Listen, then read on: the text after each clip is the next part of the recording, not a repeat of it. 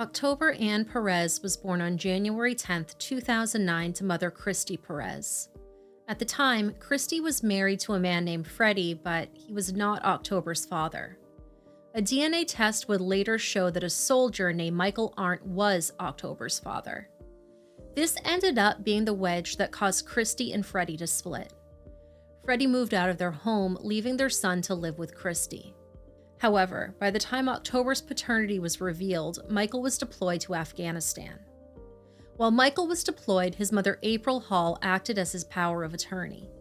She was also the person who had visitation with October, who she called Toby, on Michael's behalf.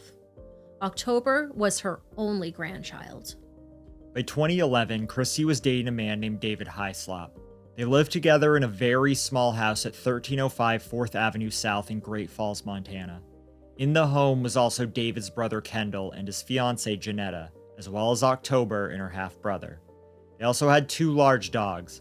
Due to the fact that the tiny one-bedroom house had 6 people and 2 large dogs living in it, and many of the adults were using drugs, the house fell into a disgusting state. As October approached her 2nd birthday, her grandmother April became increasingly worried about the living conditions. Every time October arrived for a visit, she had fresh injuries and she was covered in filth.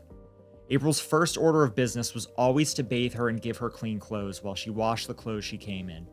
In one interview, April insinuated that she had to be very careful what she sent October home with, because anything in nice or new condition could be resold or returned for drug money. According to April, whenever October was due to visit, she would get a call minutes before her arrival to explain an injury that October had acquired. Christy would either describe an accident or claim that she had no idea how the injury happened. She would later go on to say that the injuries only occurred when October was home with David. On one such occasion, October arrived and her lips and the inside of her mouth were covered in cuts. April meticulously documented and photographed all of these injuries. October's father, Michael, returned home for a 2-week leave on January 11, 2011, just one day after October's 2nd birthday. April was eager to meet her son at the airport with his only daughter. When April went to pick October up, Janetta, the other woman living in the home, roughly handed October off to April without a winter coat and shut the door in her face. Christy was also supposed to be coming to the airport, so April put October in the car and waited. Finally, Christy came out and told April that she needed to keep October while Christy worked on moving out of that dangerous home. April gladly took October home with her. During Michael's visit, he was finally able to get the paternity test to prove that he was indeed October's father. This began the official legal push for him to get custody of his daughter and to get her out of David Hyslop's home. This was also around the time that April made the first call to the Department of Family Services. April reported the numerous injuries and bruises that she saw on her granddaughter. October's older brother had also disclosed to April that he had seen the adults in the home using drugs. The intake caseworker was very responsive and immediately set up a home visit to check on the living situation. Meanwhile, October was living her best life with her Grammy. A legal representative would later say that April's house must have felt like Disneyland compared to the home that she was previously living in. October loved to play in the snow in April's yard. She especially loved the sound of snow crunching under her boots. She would climb up and down 4-foot snowdrifts in her cozy Care Bear Halloween costume, playing endlessly with no regard whatsoever for the cold. At 2 years old, October barely spoke. April was working hard to teach her how to talk. They read books, told stories, and spent lots of time together. One of the few words that October could say was Dada. Despite her loving relationship with her grandma April, she never learned how to say her name. When she was with April, she had food, a clean place to sleep, and toys, like a pink big wheel tricycle to ride through the house. April said she just loved to play, especially with April's golden retriever. They fought over toys like they were siblings. October loved dancing to music with her aunt. She loved playing in the bathtub with her rubber duckies. She built with blocks and preferred playing over watching television. October's regular weekend visits always ended with a change of clothes. April said that when she put October back into the freshly washed clothes that she had arrived in, October's whole demeanor would change. She knew that this meant she was leaving the safety of her grandmother's house. dread and disappointment was clear every time. After all, the home that October was returning to could barely be called that. The sheer number of people in the tiny house, Christy, David, October, and possibly her brother all slept in an unfinished basement. Not only was the basement unfinished, the walls were crumbling and leaking water. Video footage from the house shows marijuana plants, absolutely filthy conditions, and the officer filming said she could barely be in the house due to the smell. October slept on a broken bed frame with a ripped mattress and no sheet. She slept between the washer and dryer and the open flame furnace and right next to a sewer drain in the floor. Her bed was surrounded by soiled diapers. The fridge was full of maggots. The floor drain October slept next to had even been used as a toilet. The walls in the house were covered in a layer of brown filth that dripped down the walls, likely from years of smoking and lack of cleanliness in the home. After April's initial report to DFS, Christy was angry. Over the next few months, she would withhold visitation from April for various amounts of time. It appears that by this point, October's brother had been removed from the home and gone to live with his father. April continued to get updates on October's condition from Freddie and from Christy's mother, Jamie Phipps. On one occasion, Jamie even snuck October outside so that April could see her. Unfortunately, what April saw was her sweet granddaughter covered in scratches. At the beginning of February, April was granted a visit with her granddaughter. However, when April got October home and tried to get her out of the car, she was crying in agony.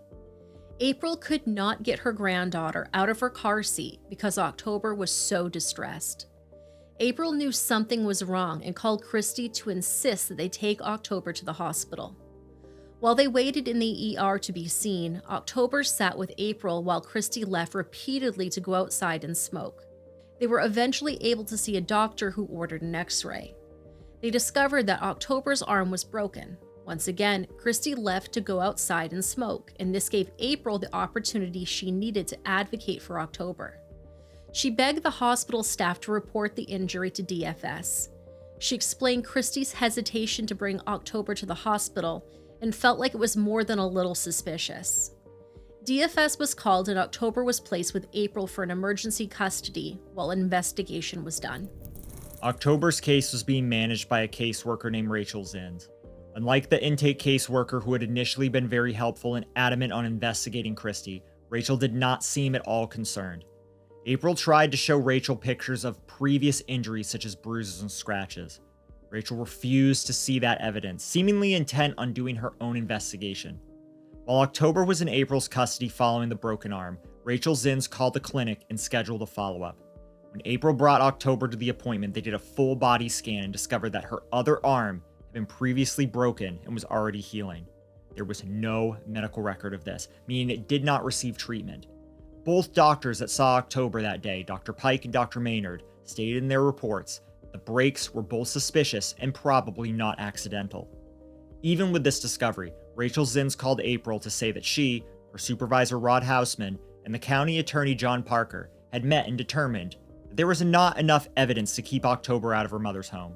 She gave April 20 minutes to return October to Christy. April later learned that there was never a meeting with the county attorney. He had never met with Rachel Zins, and no one else in his office had met with her either. After October went back to Christy's home, April once again was without contact for a long period of time. Christy was refusing to let April have her visitation on her son's behalf. For the next 2 months, while October's arm was healing, Rachel Zins was supposedly in Christy's home for 3 hours a week working with the family and checking in on October. However, considering the photos we have seen of the home, it seems very unlikely that Rachel was doing these visits. Or possibly she just came into the main floor of the home and never looked at the basement where October was living. It is hard to believe that a state social worker could have seen the space that October was sleeping in and deemed it as an appropriate accommodation for her.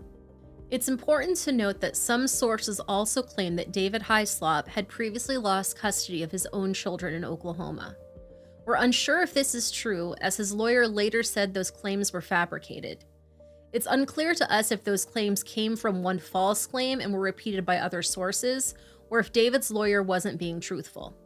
2 months after the broken arm, Christy finally allowed April to see her granddaughter for April's birthday. April's joy soon turned to despair. When When her precious granddaughter arrived, not only was she filthy, she had a tooth knocked out and a chunk of hair missing from the top of her head. She also reeked of weed.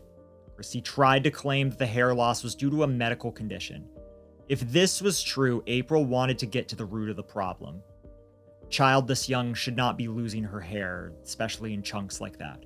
April took her to get blood work done and to see a nurse practitioner, but no medical cause was found for her hair loss.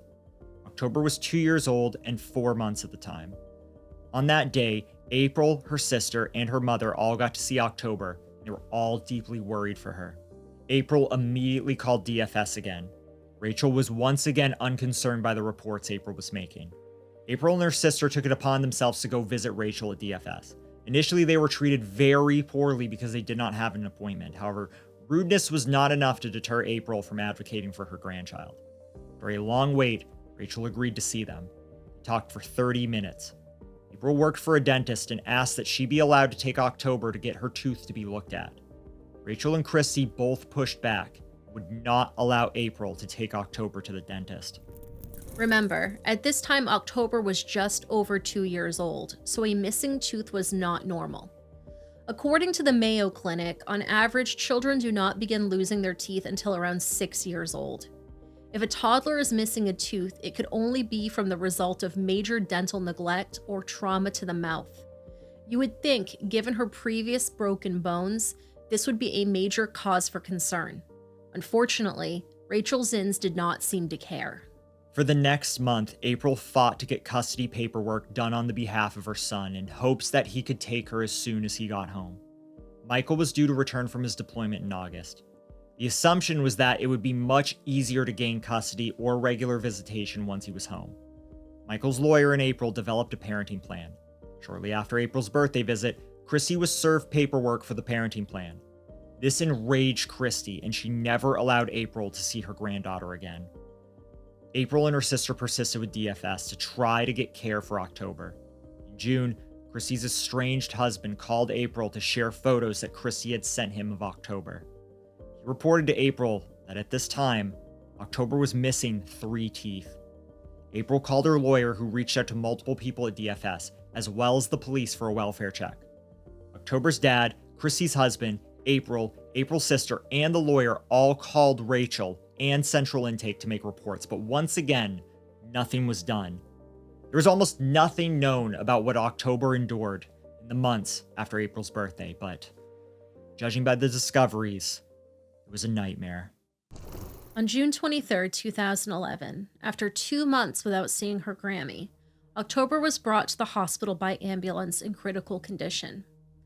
October had been home with David, Kendall, and Janetta while Christy was at a class. Some sources say she was taking nursing classes, and others say she was in a course to become an EMT. David had been in charge of caring for October that afternoon.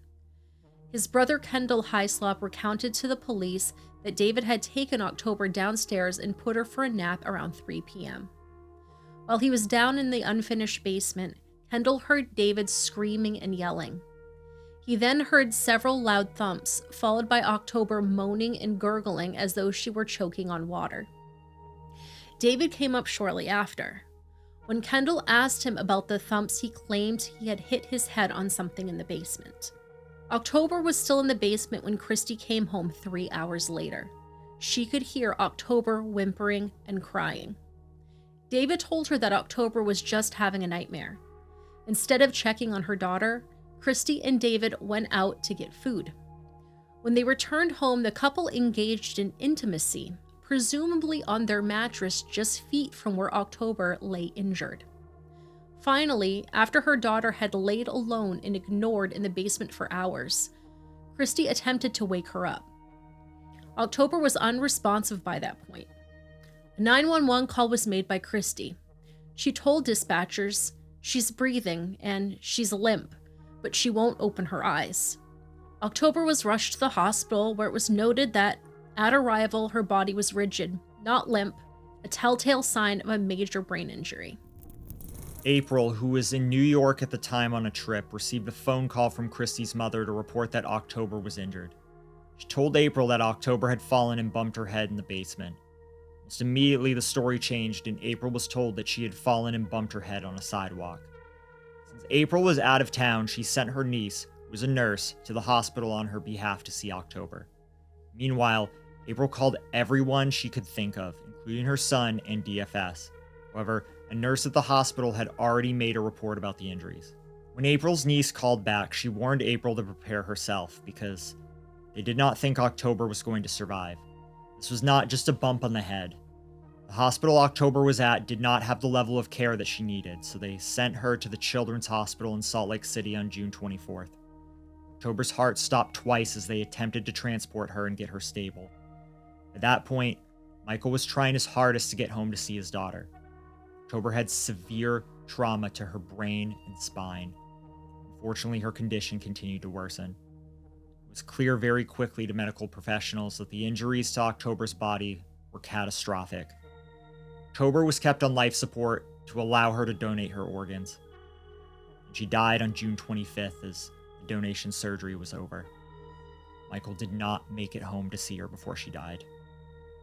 Before October was pronounced dead, lead investigator Noah Scott identified David Hyslop as the primary suspect. On the evening of June 23rd, David had been home with October and was the adult in charge of her at the time of her injuries. Initially, when October was brought to the hospital, David had claimed that she might have eaten some bad hot dogs. However, this was clearly not a case of food poisoning. During his interrogation, David changed his story to say that he had accidentally dropped her while putting her to bed. Detectives were rightfully critical of this change in story.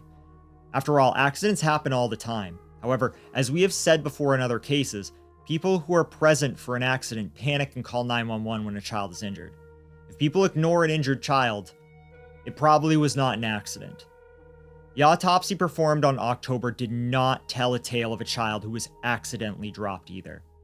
Even with the horrific conditions in the concrete floor in the basement, a simple fall was not what had caused her fatal injuries. Trauma to October's head caused blood to pool in her skull and her brain to swell. In addition, medical examiner Ed Leese noted an, as he called it, unusual and catastrophic spinal injury. Again, this injury was not consistent with a fall or a drop. The medical examiner's best guess was that October's body had been forcefully bent backwards over a hard object. In addition, both her big toes and smallest toes were broken.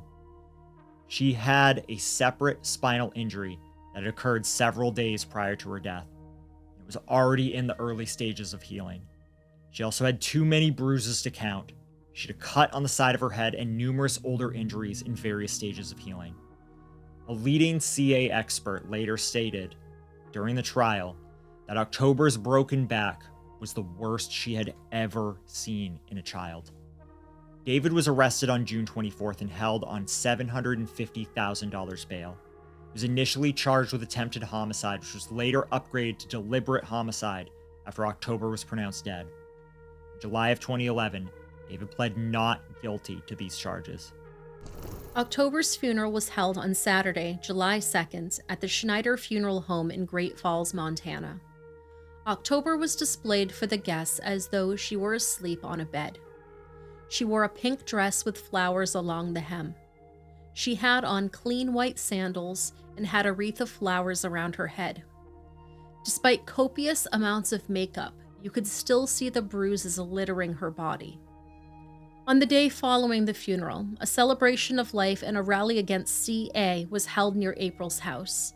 At the rally, a petition was set up for people to sign. This petition was to establish an appeal process for people who disagreed with a decision made by DFS. Michael's family felt very strongly that October's case had been grossly mishandled by Rachel Zins at DFS and hoped to make changes for future children. David's trial started on April 23, 2012. The trial included testimony from April, Christy, Kendall, and many expert witnesses and lasted nearly 2 weeks.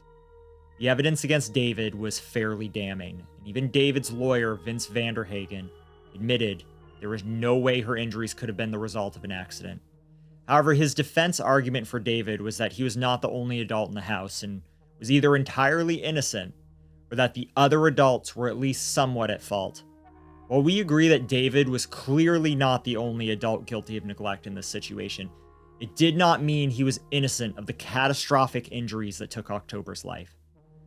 May 4th, 2012, after just a few hours of deliberation, the jury came back with a guilty verdict. During the sentencing hearing, the prosecution was pushing for a 100-year life sentence without parole. October's father, Michael, did not want David to get the death penalty because he wanted him to suffer in prison. On the other hand, David's lawyer was pushing for the minimum sentence of just 10 years, still insisting that David was not the only party responsible for October's death.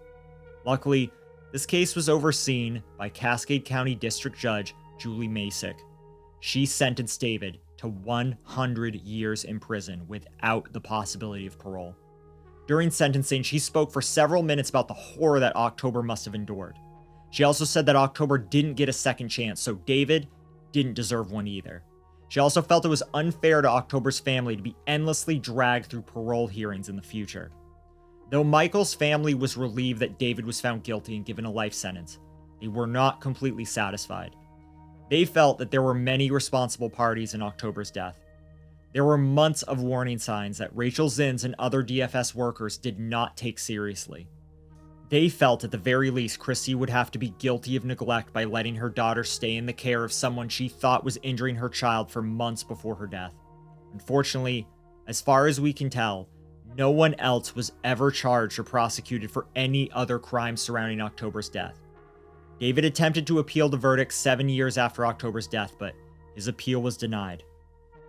Rachel Zins thankfully no longer works for the Department of Family Services. After she left the agency, she worked as a social worker at a nursing home in Great Falls, Missouri. She'd worked there before her position with DFS and then returned after the horrific mishandling of October's case. Some sources had called the department an accomplice in October's death, and we would be inclined to agree. In one article, October was remembered as being a little girl who blew kisses to her family members. A family member fondly recalled October licking her hands during her last Christmas and sticking them into the sugar cookie crumbs left on a pan, then licking her hands and then delightfully sticking them onto the pan again. If October were still alive today, she would be 15 years old. After October's death, her grandmother April spent years working with politicians to try and change legislation to help prevent future CA deaths. But in a truly inspiring endeavor in honor of her granddaughter's memory, April founded Toby's House. Now, we often see an initial uproar after the death of a child, but more often than not, the initial cry for change fades rather quickly. Sometimes we see families start foundations or nonprofits, but they often fold within the first few years. In contrast, April's idea for Toby's House was to be an emergency nursery for families in need. They call themselves a nonprofit crisis nursery. The idea was that any parent could drop off a child to be cared for, thus creating a safe avenue to seek care if a child is in a dangerous situation. Toby's House took nearly 10 years to open. It seems that those years gave them a time to establish a sustainable plan to make Toby's House an option for years to come. Toby's House is open 8 a.m. till midnight for children up to 6 years old. The director also encourages families to call the 988 crisis hotline if they are in crisis during the hours that Toby's House is closed. They can almost always find a way to get help to that family, even if it's in the middle of the night. Toby's House has become an invaluable resource to Great Falls families who are transitioning from one job to another, living in a dangerous situation, or suddenly have a new child in their custody. A nonprofit that aims to help working parents is thanking the community for its generosity. After years of work, Toby's House opened their doors 3 weeks ago. In their first month, they've helped numerous parents and families with daycare needs and toiletries, all free of charge. Executive Director Susie Zeke says the community has provided everything from cleaning supplies and diapers to clothing donations, food, and blankets. The organization is dedicated to preventing child abuse and neglect following the death of October Perez, also known as Toby, who passed away in 2011 after being abused by her mother's boyfriend. Since then, she says a group of professionals has worked tirelessly to turn the crisis nursery into reality so working parents have a safe, free option for their children. And they felt that if parents had a resource to bring their children to, a free respite shelter care for them to bring their children to, for us to take care of, that would help curb the child abuse and neglect in our community. Toby's House hopes to expand their hours of operation this year. We'll have more on the crisis nursery's impact in the community during its first month open tonight at 10. In the 3 years that Toby's house has been open, they have served around 446 children, providing them with a safe and caring environment. According to their website, in their 3rd year, they gave away over 1,000 bags of clothing and assisted over 800 families with necessities like formula and diapers. The Crisis Nursery has been funded by a number of grants, donations, and community fundraisers. We just want to extend our sincerest thanks and congratulations to April Hall and the people who helped get Toby's house up and running. This is a truly remarkable accomplishment. Hopefully, more communities will follow your lead. What a truly beautiful way to honor that precious little girl that you lost.